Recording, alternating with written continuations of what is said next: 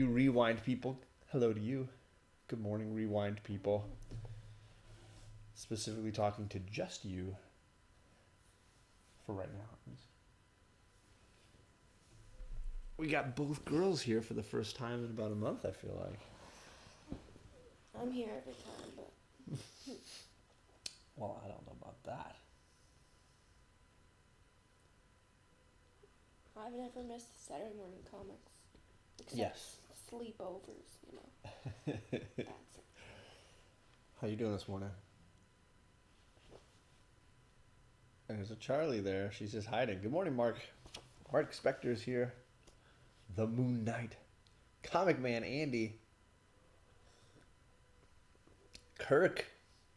Congratulations on your new place, Kirk. It looked really cool. I hope you're really enjoying it and feeling situated a little bit in your new place. So, congrats to you.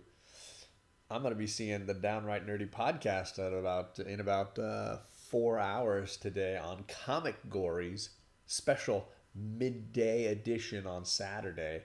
Couple Gories with Downright Nerdy podcast joining in.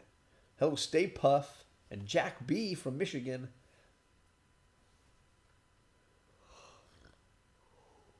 Oh my gosh, why would you leave your coffee maker?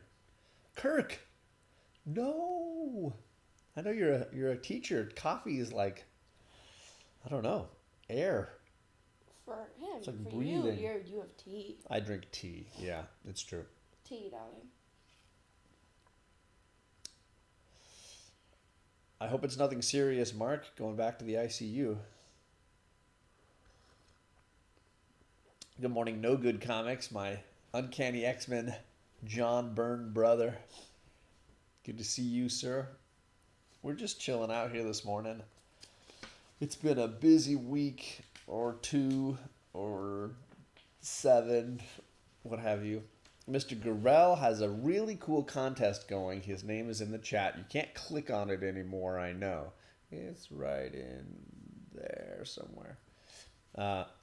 He's got a cool contest going. You should check it out. Take a look.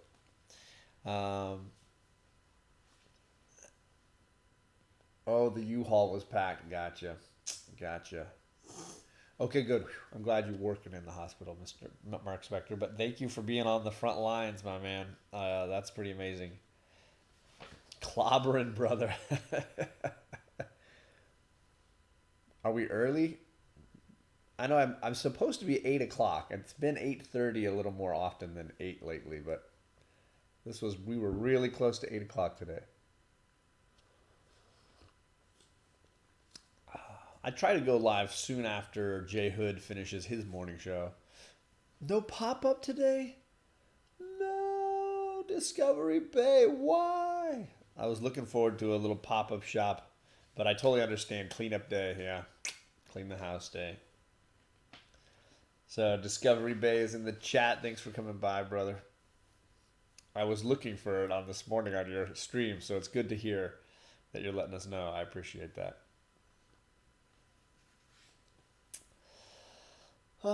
Does anybody want to start, or should I start? You start. I have to find some more books. All right. Or find some more. So I shared this on the hunt last night when I lost. After six episodes, I lost. But they want me to come back and play a little playoff in 2 weeks. So technically, I'm still playing. It'll be 7 weeks in a row, 7 episodes in a row. I showed this book, and you might be like, John, move your head a little bit because it's right there too. That's actually the one I showed, the newsstand one that I got as a gift recently, or a prize that I won. This is the one I've had for a while that's got some spine ticks, on this side. Thank you, Mr. Gurrell. I appreciate that. But it was Biggie. Shout out to Biggie Shack. He did a great job tallying the votes and keeping track of the chat. So Biggie Shack, shout out to you, man above reproach. But it was a whole lot of fun. Two Brother Comics Dustin was hilarious. There was some sweet moves, but the best move I'll probably ever pull on the hunt was him showing a variant for this cover, and then it came to me, and I was able to say, "Bam! I bought the actual cover." and I definitely won that round. But I'd never read this book. So this morning I vowed, hey, I got two of them. I'm going to read the one with all the spine ticks. I'm going to read this book. And it's Todd McFarlane goodness, man. If you have not read this, uh, X-Men and Hulk and fighting in the snow and all those great tropes, and awful hair. I don't know what it is. Certain artists don't know how to draw hair very well. And I would say Todd McFarlane has had that issue his entire life. And man, there's some horrible hair in this issue. But overall, I enjoyed it. It was fun seeing the X-Men, and it sort of ties into what they were doing in the early 200 issues of X-Men. They had, Storm was leading. She didn't have her powers. Magneto was in charge of the team, and so there's a lot of good like tie-ins to that era of X-Men, which is my first exposure to the X-Men. So it was a decent story overall, and it's a solid fight between Hulk and Wolverine. It was definitely a filler, in that way. Yeah, it's definitely a cover buy. I think for most people, they buy this because of this classic cover, and I don't blame them. One of the all-time great Reflection covers ever made. But I had never read it, so it was kind of a fun opportunity to go and enjoy the story for it as well. I agree, Kirk. Storm without her powers could probably beat any superhero without their powers, but that's just my feeling. And she can beat some heroes with their powers, like Cyclops in your face. So let's see some people in the chat that I did not say hello to this morning. I got No Good Comics. Hello to you. I said hello to Discovery Bay, Backseat Driver, Hydra Collectibles. Luke, good morning. And Superior Hero Review, good morning. Let's see here. Captain Comics, good morning.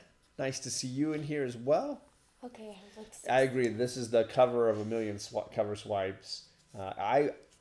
I know a lot of people love ASM 300 and the style of that. I think this is probably his best cover personally. Although I love some of his Batman Year 2 covers that McFarlane did. I might put those up against this and ahead of 300 simply on cover. As far as reading, I would way rather read ASM 300. I think it's a better read. But for me, I love, as far as great McFarlane covers, this one is way up there for me. Is it Hulk? Yeah, it's an incredible Hulk issue. So there's Hulk reflecting in his blades, right? So there you go, a little thing. Working in the yard. Thank you. I appreciate it. Ooh, Old Wolf coming by. I appreciate it. Checking my kids' schoolwork. Yeah, got to do it. Flashpoint in the chat. Hello, Flashpoint. And did I miss anybody? Derek Magnus, thank you for coming by. It intertwined with the X-Men for sure. We got the Spawn homage. Nice. Yeah, I figured I know there's a Spawn homage. Last night they showed the Turtles homage with Shredder and his blades and one of the turtles reflected in the blades. It's the exact same cover, just done with those other characters instead.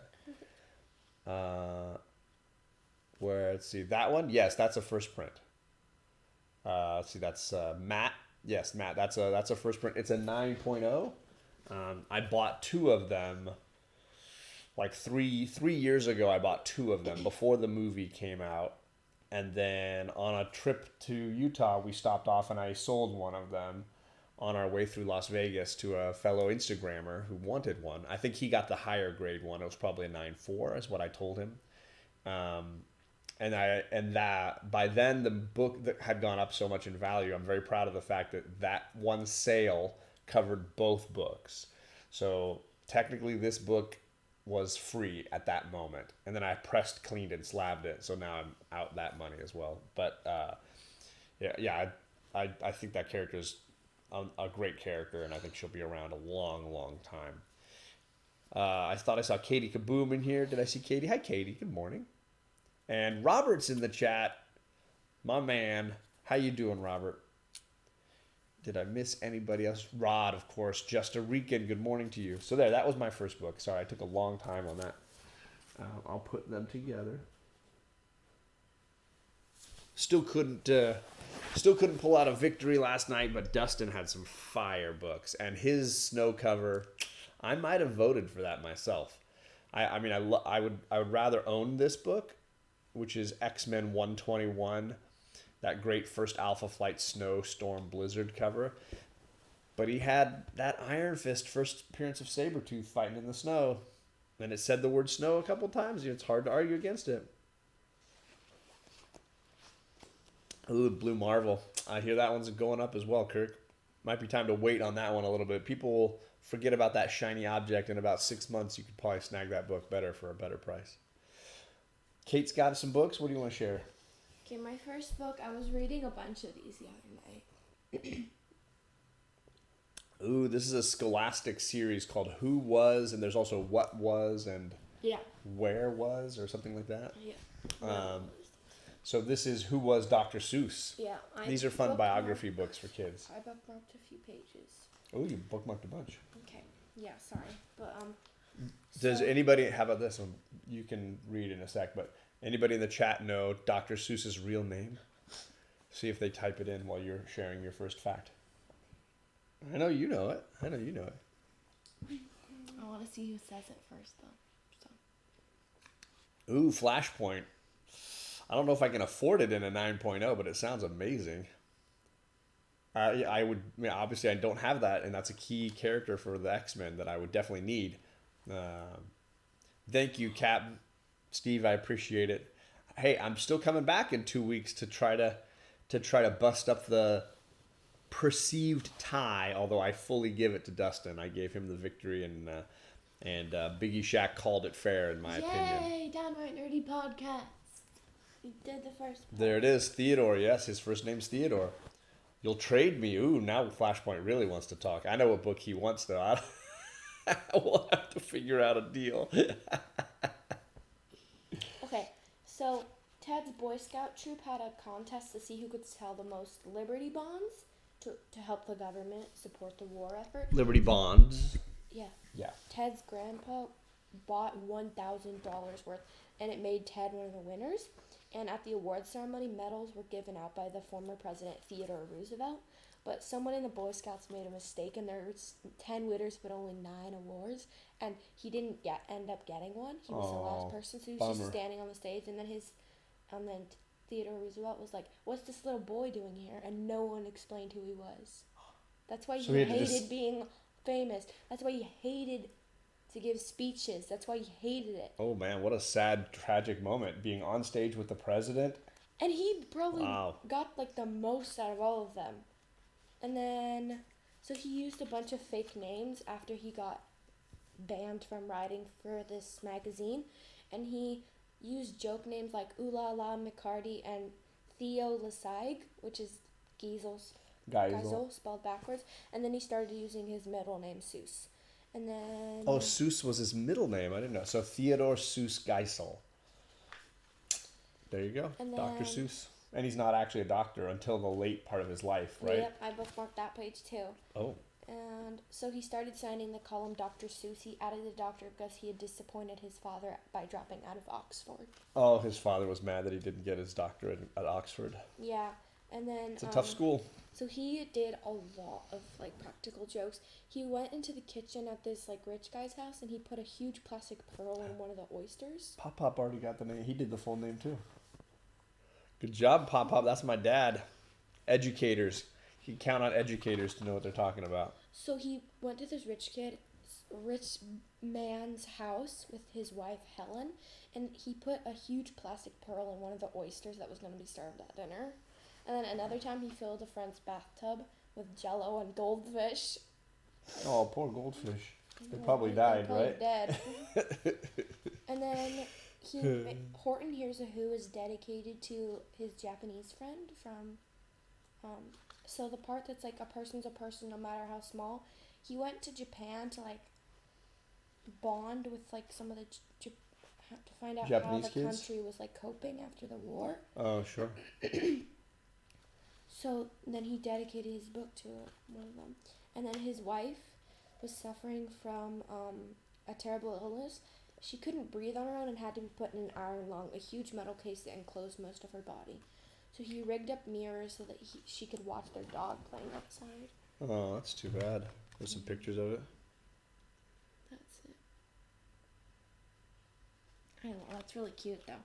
And then Good morning to Kevin, 1-2 Comic Talk. I was on his Cocktails and Comics show last night with Carolina Chris 26. If you guys missed it, it was a lot of fun. A lot of good talk. And then he was actually Dr. Seuss. And he cut off most of his relations. His so he family? didn't really talk to anyone. Yeah.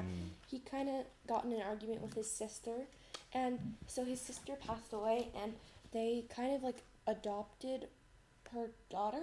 Mm-hmm. So she was already like 20 when her mom passed away. But like she moved in with them for a little bit. She got married there. And then her son was named Teddy after her After her father. uncle? Well, he was kind of like her father after Sure. a while. And then, so Teddy was one of the few people Ted would allow into the studio while he was working. So like that's pretty So special. his nephew was like a big part of his life, it sounds like. Sounds like a very Frodo Bilbo kind of relationship going on there. It says he was quiet and gentle, but he wanted to be an artist. So he was very similar to him too. So that's probably why they bonded. That's interesting. Hello, Comic Book Fever. I saw you last night at the hunt and in the in some of the chats last night. So thanks for coming by again this morning. Charlie, did you want to share a book or do you want to just keep reading? She's a little sleepy this morning still. She's had her breakfast, right? Oatmeal. Just sleepy. Just tired. Long week. She's had a busy, hardworking week. Oh. All right, I'm going to share. I read this whole book, and I did a word bubble from this on the Wednesday show with the Comic Core. Superman and the Savage Dragon. This issue is called Metropolis. It's like the full trade, but it's part of the DC Image crossover books. There's a Batman Spawn, and there's a whole bunch of crossover books. Super cheesy, just really, really, really cheesy. Like most big crossover, different company mix-up books usually are really cheesy. There were a couple of funny jokes, and I used one. Darkseid, the character villain, he shows up at one point, and Savage Dragon says something like, "Who's the ugly stone-faced broad in the miniskirt?" Because he's got that like funky like toga thing that he kind of wears. So that one I thought was pretty. That was a good burn on Darkseid. Wow, he didn't even like mean it. He was just like, who's the broad with the tutu? Yeah, it was very funny. I also noticed for the first time that it is kind of like a mini skirt, and he has these boots that go up to his thigh, like thigh-high boots, like women would wear. It's quite an outfit that Darkseid wears. I think they need to rethink certain elements of that. Kirk has the Batman Spawn. Yeah, they don't fight each other much in these. They kind of like team up for things. Oh no. I'm very sorry to hear that, Katie Kaboom. I wish her all the best. I hope everything works out okay. I know this is a very scary time to be going to hospitals if you don't work there, or probably even if you do work there. And Flashpoint knows all about it. Congrats to Flashpoint for being corona-free now. Thank you for letting us know and updating us on your progress. We were very happy to hear that, although it's been a few weeks now. Flashpoint says Batman won fair and square. So I would say these are entertaining enough, but I mean they're not anything special. I'm a big Savage Dragon fan, and I like Superman well enough, but it was all right. It wasn't anything great. Is Fire Guy in here? Fire Guy. I need to hang out with Fire Guy. It's been a long time. So Fire Guy, you got to hit me up on Instagram. We gotta do some kind of a show at some point in the next week or something. We got to Stay Puff, do another 80s discussion or something. We gotta talk. Get together for some chat. Well, he was here, But that was a really long time. It's been a while. Yeah, that was pre-corona, obviously. So it's been a long while. Rob Boswell, good morning to you. Wait, was it before Christmas? No, it was after Christmas. It was in January, I think. Feels so long ago. It was a while. Quarantine feels like a Hey, year. are you doing the like Fonzie? Hey, finger guns. Is that what that was? Hey, that's what I pictured when you wrote that. I don't know if that was intentional or if the Fonz was coming across like that. Good morning, Gore Vidal. Did Eric Larson? No, he did not work on this crossover at all. I think Savage Dragon is a very funny and a really good book. I think it's underrated, and I've talked about it on my channel before. I've really enjoyed it, especially the first 50, 60 issues of Savage Dragon. I think are just phenomenally well written. I agree. Yeah, Ryan, we cut that really close. Just a weekend, I sent him the first few issues of Savage Dragon. I know I got him a little hooked on it, and I gotta keep sending him the issues to get him to the best parts of that story. So as I find them for dollars or 50 cents, I'm gonna start buying them and make sure that Just a Weekend collects a whole bunch of new Savage Dragon at some point. I have a question Yes. about YouTube. Okay. Are you allowed to go live when you have no subscribers, or do you need a certain amount of subscribers to go live? No, you're allowed to go live. You have to have systems to do it. You can't just click a button on YouTube and go live. So we've downloaded what's called Streamlabs, which is this program here, which says, Saturday Morning Comics, and it's got the chat and the number of people, and I've edited this. Perry uses this, and Edwin uses this, and you can organize it, right? You can also use a place called StreamYard, where you log in there, give them your YouTube info, and start a stream, and it appears on your YouTube. So you go to StreamYard, and then it appears on YouTube. Now, if I wanted to go live on YouTube from my phone out in the world, that's when you need to have at least 1,000 subscribers. So because we've gotten to 1,000, I'm able to just take my phone, and if it's charged or whatever, I can be at the comic shop and go live and just walk around and talk and do this exact same thing. So that's the benefit of having 1,000 subscribers. You can do a live show without a computer, right? What is Fire Guy saying? Charlie, when I was in high school, I painted my bedroom the color of your shirt. Also spilled some paint on the carpet and got some on the ceiling. Is this the Coca-Cola one? Yeah. So my sister works for Coca-Cola, and she does events. And if they ever have T-shirts for like my size, my girls usually take them for sleep shirts. So this you'll see a lot of Coca-Cola shirts if you look through the previous Saturday Morning Comics. I don't think she's watching. It's too We early also for had her a usually. firefighter in our family, my father-in-law. So you'll see a lot of firefighter shirts. That's what Kate's wearing. It's got the logo on the other side. There it is. So he was a firefighter in the city of Laguna Beach, California, for quite a long time. And we have his hat up there. Yeah, that's his. If I tilt this up, that's his helmet right there. He's passed away, sadly, but we keep his legacy, his memory, his things around a little bit. When I did a heritage report, and I think we showed that in class. Yeah, you did. You did, yeah. I agree, Gore Vidal. I think Savage Dragon never got the love that Spawn got. And as much as people were like, wow, 300 issues of Spawn, I've been more impressed that Savage Dragon has gotten I think they're in the 200-something issues. And it's all been Eric Larson drawing and writing. The entire thing, the entire time, one guy. For me, that's more impressive. McFarlane took off, and some of the best issues of Spawn are the ones he's not even involved in, except maybe as an editor or whatever, versus Savage Dragon when it's just all that one guy. Other people with the bright red rooms. All right, there you go. Lime green. Ooh, there you go, Katie. I have a blue ocean room. Yes, you do. I have a nice purple room. Ryan knows your room because he crashed in there. Oh, yeah. So does Jeffrey. So is it my turn to go again? Oh, but I have a comment about. Oh, you haven't done your that's why second book yet. That's why I asked about the YouTube thing. This is what my comment is. Okay. On TikTok, you have to have 1,000. That's what Trinity said. That's why she never goes live, Yeah. which is like really dumb. It's because- hard to get to 1,000 subscribers or followers, and it basically means that just not anybody can do it, right? The problem is if we made it 0, people could go live at any point, anywhere, and do very inappropriate things. Do you know what I mean? They want to make it challenging so that only people who they can trust to use it correctly will do so. Do you know what I mean? It took us almost 3 or 2 years to get to 1,000 subscribers on our channel. Pretty And we had a lot of help like Bueller and Comic Tom and Fire Guy and things like that.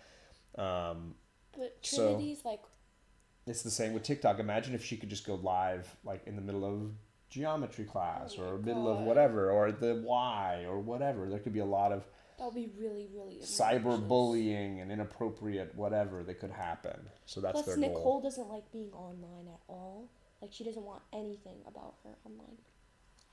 Fire Guy I mean- says your room is so cool with the ocean. He thinks it's cool. Thank you. It does, yeah. You're underwater. She's a mermaid. She's a mermaid. And her mom is the one that painted the design for it. There's like waves. Yeah. Good morning, Chris. Nice to see you this morning. I hope I Okay. didn't miss anybody. Let me share my book. I'm sorry. It's my fault. Oh, Kate was reading A-Force this morning with one of my favorite characters. I think She-Hulk is so awesome. Yeah. Especially the version of her that we get later. The like That's like- sensational She-Hulk and the Fantastic Four She-Hulk version I like a lot. And this one, she's always green. Well, she always says green. Yeah, anyways. she never really changes back and forth like the Hulk. But she's always got her brain and she's been a lawyer for most of the time. I like her as a lawyer. I think she's very interesting. Yeah. But this one, kind of like, I don't really completely understand it. I think the next issue will explain it a little bit more. But, this girl's like a full-on, she looks like a galaxy girl. That's her. And remembering all these things, because, like, she's been lost in space for a really long time.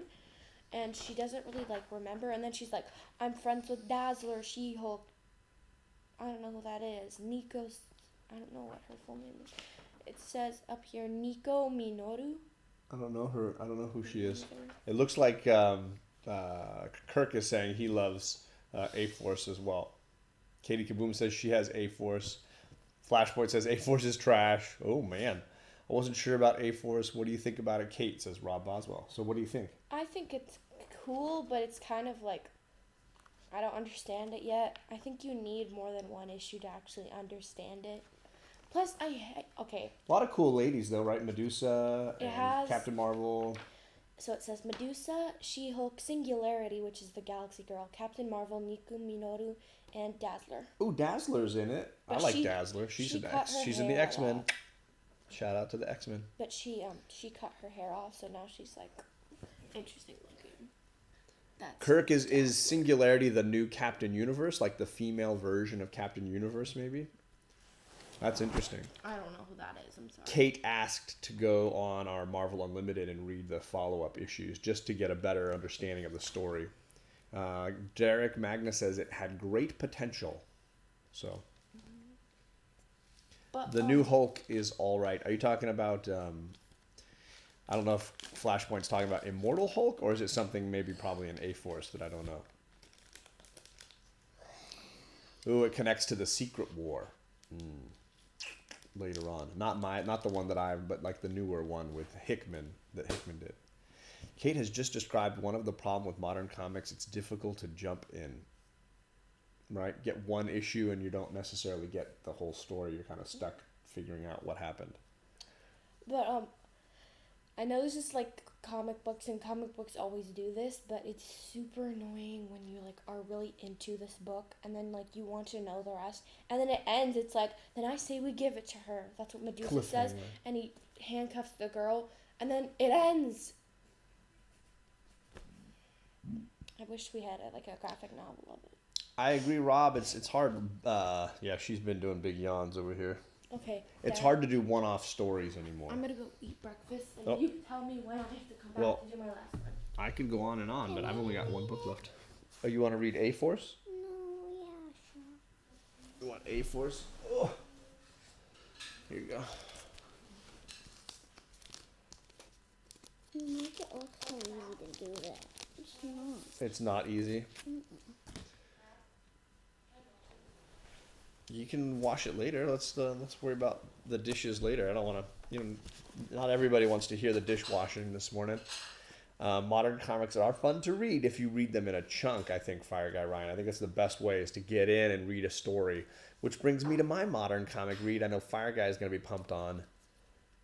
Bendis and Bagley Ultimate Spider-Man. This is volume 1 of the hardcover editions.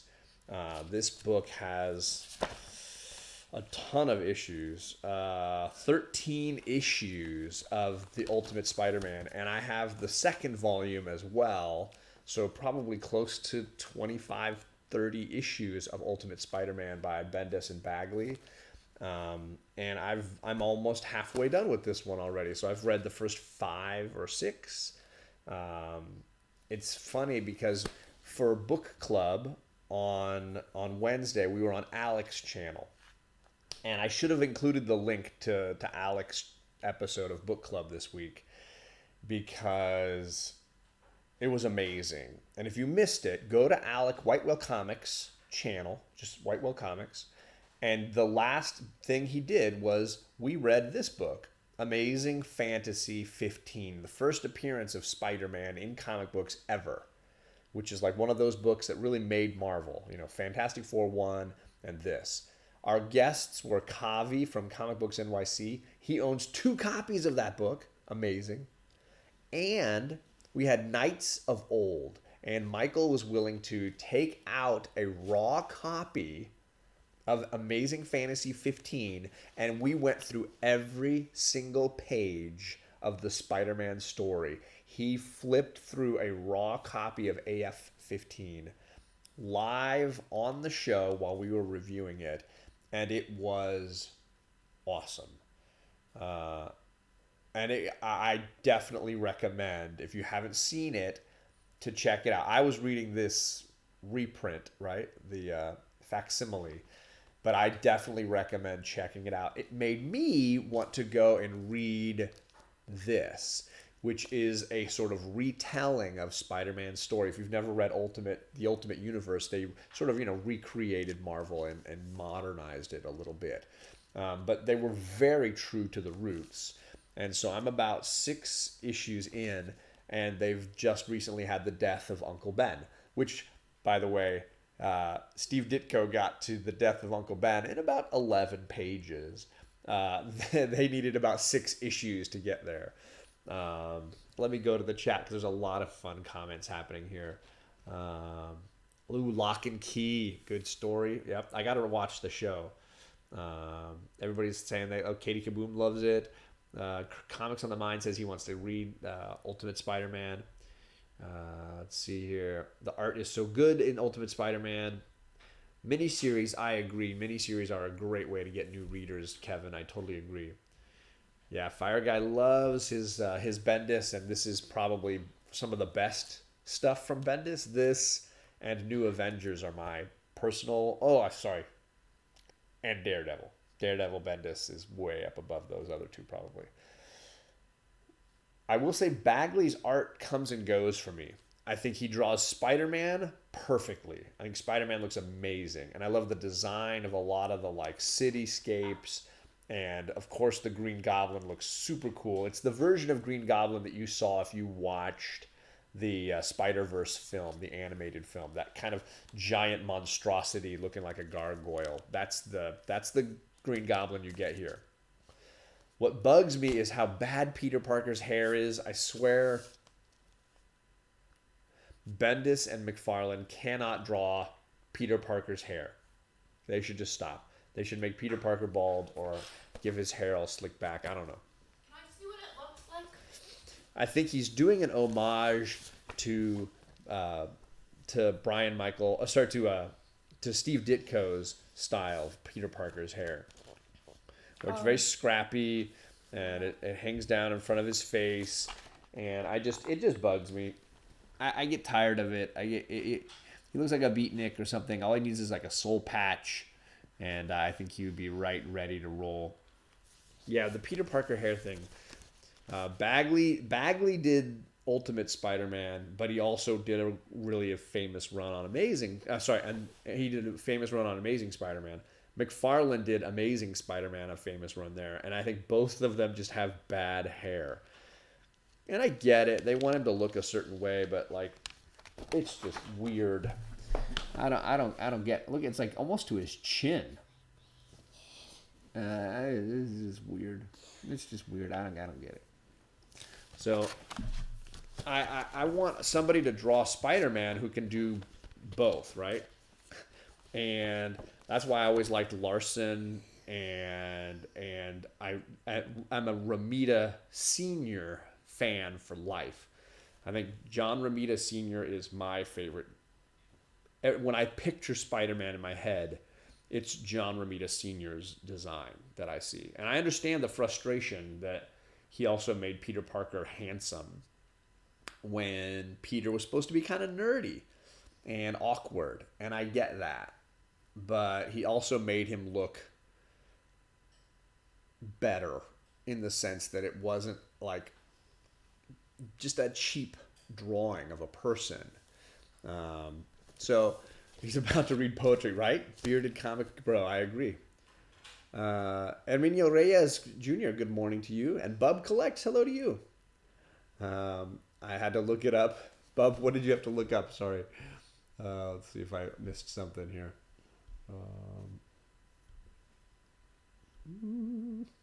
Good morning, Sing J. I'm sorry I missed you. I'm just sort of talking about Ultimate Spider-Man, and I love the story. Ugh, where's my Charlie? There she is. I love the story. I love the way that they recreate the life of Peter Parker really well.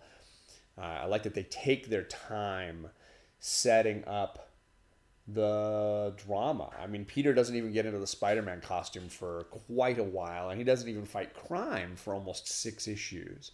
It is really just getting to set him up.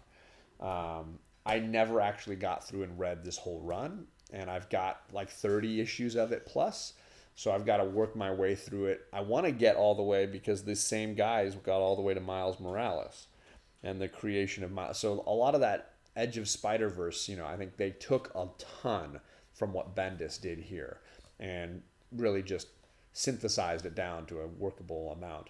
I think Ryan Otley is a talented artist. I think that he doesn't have a writer to match his talent. So they have the opposite problem on his current run. I got so sick of the writing, I just was like, I'm not enjoying this. The artwork is perfection, and Ryan Otley always does amazing, amazing artwork. So huge props to Ryan Otley. He's just amazing. Obviously, Invincible is just a phenomenal comic book. And Kevin is saying the same thing. So I told myself I've got so many Bendis Bagley Spider-Man books that I need to put effort into actually reading these and enjoying these. Charlie, have you read this one before? I thought you'd read this, right? Yeah, I have. What do you think of this? I like it. I wish Peter looked better like in the movies. Which movie Tom Holland. Spider-Man do you like? Tom Holland. You like Tom Holland the best? Yeah, I think he's a good. He's a good Spider-Man? Yeah. And I know did you like the Tobey Maguire ones a little bit, a lot? You like those too? Okay. But you prefer Tom Holland? Yeah, and I want them to bring in Gwen Stacy. Oh, yeah. I want to see how that would look. Yeah, I mean, they brought MJ in, but they didn't bring in Gwen Stacy yet, right? They did make a movie where Gwen Stacy was in it. Yes, the Amazing Spider-Man movies with Andrew Garfield. Yeah.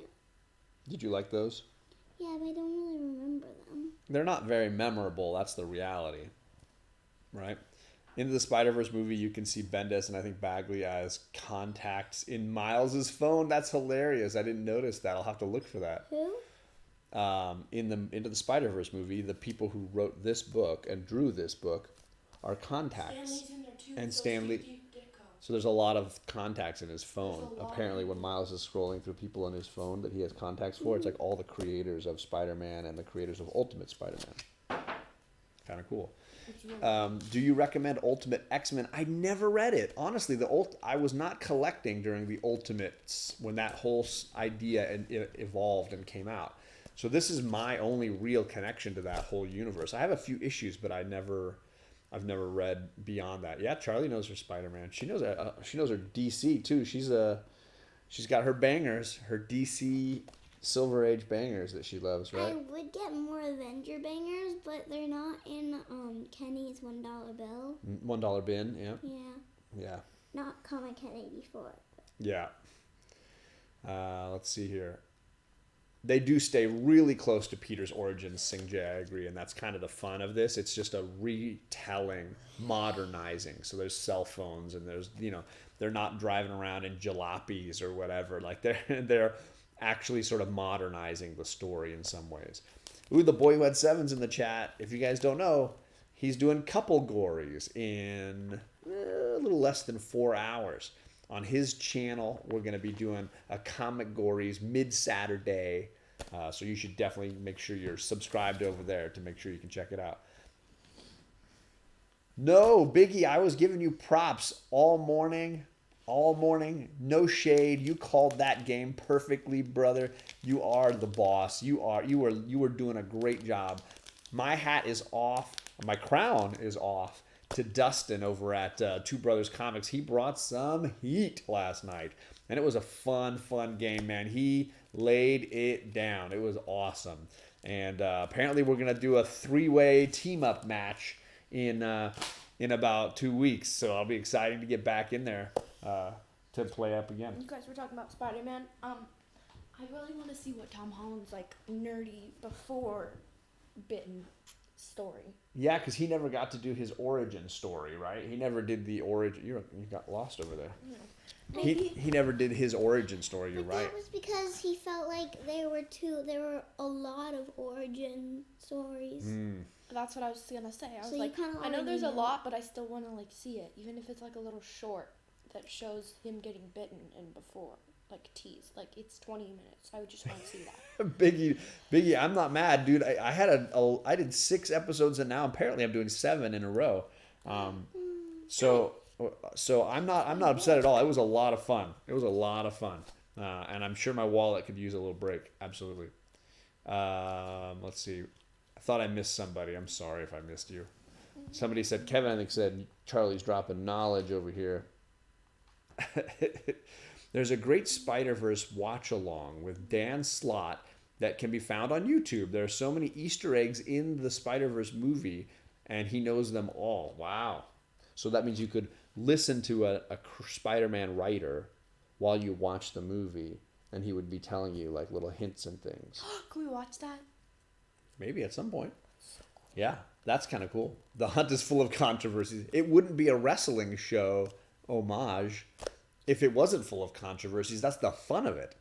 But it's a game. It's a fun. It's funny because every week when we were backstage before we went on, Drew Manchu or even Dustin last night would be like, just so you guys know, I'm just joking. Whatever I say, whatever happens, like I like you guys. I'm not, and it's hilarious because I'm always like, of course it's a joke. We all are friends. Like this is a silly. Where else in the universe can you get together with your friends, pretend to be wrestlers, and show off comic books? It's hilarious. The whole thing is hilarious. And shout out to Tony Sanders for creating this thing, for Biggie Shaq for holding it down last night. It was a whole lot of fun. And for the boy who had 7, because he's just Ooh, awesome. and the boy who had 7 is awesome. I agree. Sorry, Lost in Comics, thank you for coming by. We're going to get to Kate's 3rd book because she is so impatiently waiting. And I really I'm want very to read impatient. the book, but she won't let me. You'll get a I chance in have a to share second. it. She's going to share it first, yeah. What is it? Gem the hologram. So we reorganized Kate's comics and Charlie's comics, and we found a whole Gem and the holograms section in our bins. Thanks to me.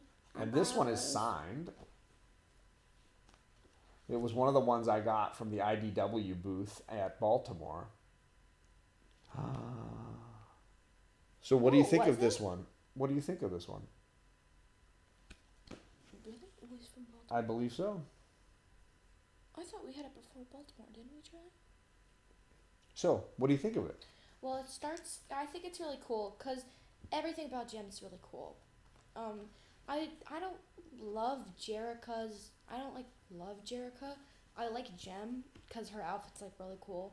Synergy, the person who like changes them into Jem and the holograms. They all look so cool with their makeup and stuff. They all look really, really cool with their hairstyles and stuff. It's really cool. And so after a performance, they decide, they're like, oh, let's watch a movie, and they're not going to decide. One's like classic, maybe comedy, sci-fi, no fantasy. And Kimber, which is like the funny and younger one, she smashes her face in the popcorn, and she's like so hopeless. And then they all have these dreams that I think are based off of movies. But so she's like, come on, change. Ooh, Teen Wolf. That's Teen Wolf. That's a movie with Michael J. Fox from Back to the Future. So that's a reference to his movie Teen Wolf. It says Jem Wolf. Yeah. And she's playing basketball and turning into a wolf. So it's like a werewolf comedy movie about being in high school and being a werewolf. Huh.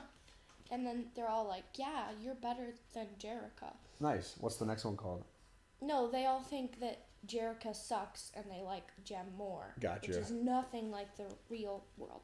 And then the next one's called Angry AJ? Aja? I don't know how to say her name, I'm sorry. Angry Asia? Beyond Thunder... Oh, it's Thunderdome. Well, that's a Mad Max thing. And then they're all That's hilarious. So they did a Beyond Thunderdome. And then they did a Star Wars one. Don't give it away. Let her share her book, you thinker. Yeah, they do a Star Wars one where when she crashes with Yoda. Oh, so like on It's so Dagobah? funny. Yeah. Mm-hmm. And then they have Muppet Babies. You know Muppet Babies? Yeah, Muppet There's Babies. Jem Babies. Oh They're my so gosh. cute. They're screaming into little giraffes instead of microphones. They're so cute. And then they get a cat and then they like fix everything. They're like, oh, let's sing together. And then she's like, stupid pizzazz, because they shove them off the stage. And then she's like, Kimber's really, really funny. She's sleeping under the table. She's like, man, you can't trust the misfits even when they're adorable little babies. Misfits are like the enemies. Yeah, there's Jem and the holograms, and then it's the Misfits is the band they play against sometime, right? Yeah. And then that's Synergy. Yeah, there's lots of fun pop culture It's references. so funny. Comic book fever. Yes. Charlie Biggie Shack said that Charlie's taste in comics is way better than mine, and it's probably true. I'm not gonna deny she probably has better taste. And Mr. Garrell says he listens to get good pop culture and comic book knowledge from you girls, because they know their stuff. They do indeed. She will definitely, Katie. You just they copy what they see. They see you reading a good book, they might really get into it. You know, there's definitely going to be that book that connects. But like I'm always pushing X-Men and Spider-Man, but they're reading, you know, Charlie reads DC and Archie. They'll find their thing, you know, that interests them. Somebody asked what age, Charlie, what age do you think kids might like reading Jem and the Holograms? How old? Would you have enjoyed reading them last year, right? Yeah, I love them. What about the year before? So when you're 7, 8? Like 5 up. 5 and up, says Charlie. It's good. There's no cursing. Yeah, you're not going to get the foul language or any of that. It's just girl talk and, you know, rock and roll and things like that. Charlie's a big Archie fan, though. If you try some of the Archie books, I know she's going to recommend. Smooching in it. There's some kissing in Jem. Yeah. First boyfriend kind of stuff. And first girlfriends. And Yeah, girlfriends. sure. Girlfriends. Let's see here. That's such I wanna a make cool sure- Daredevil cover back there. We had one couple drop out. Oh no. I'm sorry to hear that, Matt. So are we short one couple? Is there a couple in the chat that would like to play on Couple Gories? You have basically 3 hours to be ready, just so you know. I would say that Matt and his wife could play, but she's only got 2 books. Now, she would win every single round playing either book, but, you know, only 2 books. Archie is the only book my wife will read. She's read it since she was as young as the girls. Hey. Again, I think everybody finds their niche, right? What they enjoy reading. And it's not going to be the same. My wife loves nonfiction. So she's not as interested in picking up a fantasy book or a fiction book on her own. If I read it to her, then we're set. So I read all the Harry Potters and the Lord of the Rings, and I read a bunch of Sword of Truth books. But she would never have picked those up on her own to read them. But she's listened to me read almost all of them and enjoyed them, I think, because, it takes a long time to read a book as big as Lord of the Rings. I would hope it's not just because she likes me. Let's see. At least she's reading a comic, right? Exactly. Too late for Barbarian and me. We offered and you denied us. Matt, says Mr. Carroll. You got to be on the same screen, Mr. Garrell. You can't be on two different screens. You got to be on the same space because there's only so many screens. It's Matt and it's me, and then it's the 4 contestants, and that fills the space. There's no room for just squeeze Barbarian Kung Fu in there, right? That's a good try. I appreciate it. Well, Matt, we can try to brainstorm. I'm about to wrap up here anyways. Maybe we can think of a couple that we could wrangle to come in and join us. So hopefully we still have couple gories at 12:30 today, my time. So that's 3:30 Eastern, and we'll be hopefully playing the game show on the Boy Who Had 7 Talks Comic Books channel. But that's all I got going on this weekend. I think the next time I'm on screen, I don't think we have anything this coming Monday, Matt. So it might be until Wednesday that I will be on screen again when I've got book club on my channel. If you have read or are planning to read the first issues from Jason Aaron's Thor run, the storyline of the villain called Gore, the God Butcher, and it was 11 issues, the first 11 issues of Thor, God of Thunder, right? Yes, God of Thunder. Pick them up and read them and then join us. JP Budget Collects, Alec, and myself on Wednesday night on my channel. We're going to be discussing Gore the God Butcher, the Necro Sword, all of these kind of great villains and this storyline that I think is one of the best Thor storylines I've ever read. I think it's really, really exciting. Esad Ribic is the artist who drew everything, and his watercolor style is just cool and creepy. And it's a really, really good book. So yeah, Aggressively Relaxing. I hope you guys can make it. It'll be on my channel at 11 o'clock Eastern on Wednesday. So Alec, me, and JP. Okay, is that storyline the one where he gets his arm cut off? No, that happened in the Jane Foster storyline. I think it was the 3rd issue or the 2nd issue when he doesn't have his hammer anymore and he's fighting, and a villain, I want to say it was Malekith. It was, yeah. Cuts it off. The dark. So yeah, for you, if you're curious to even start Jason Aaron's Thor run, it's the very first part of that run. And if you've got the Marvel Unlimited app now, you can read those. I think it's totally worth reading. They also sell it in like big volumes, and I think it's like $30, and you get the big volume, and it has like 20, 30 issues in it. No, maybe a little less, something like that. And you'll get that full run plus a little bit more.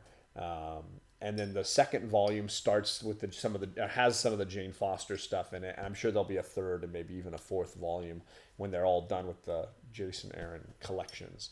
So hope to see you guys there. I got nothing else really going on. Kate's got her oatmeal. She's having her breakfast. Yep, they did Malekith and a frost giant. There, see, Matt knows what he's talking about. He and I share a Jane Foster as Thor love. Great reading. Yes, he's in his new place, Southern Comic Geek. Yeah, Kirk is in his new place, so shout out to you, Kirk. We got to get together and do a show or something. So I got a lot of homies to get together with offline when I'm done here. Yeah, no, hey, but it's Kirk. It's a great way. Marvel Unlimited. It's a great way to catch up on stories that you hadn't been able to read, and I didn't have all the issues to God of Thunder, so I had originally read a little bit of it there just to have an understanding, and then once I saw how good it was, I said, well, I'll get the trade at some point. Well, you don't need the trade if you got Marvel Unlimited. Going to get some coffee. All right. Everybody have a nice, happy, fun, safe weekend. We're going to hopefully do some Harry Potter at some point this weekend. A couple chapters. Sure. Oh, don't let me torture you. You little groucherama. Tired. You're tired now, but you're not going to be tired all day, are you? Maybe. All right. Everybody have a nice weekend, and we will see you again soon, I hope. Bye. Bye.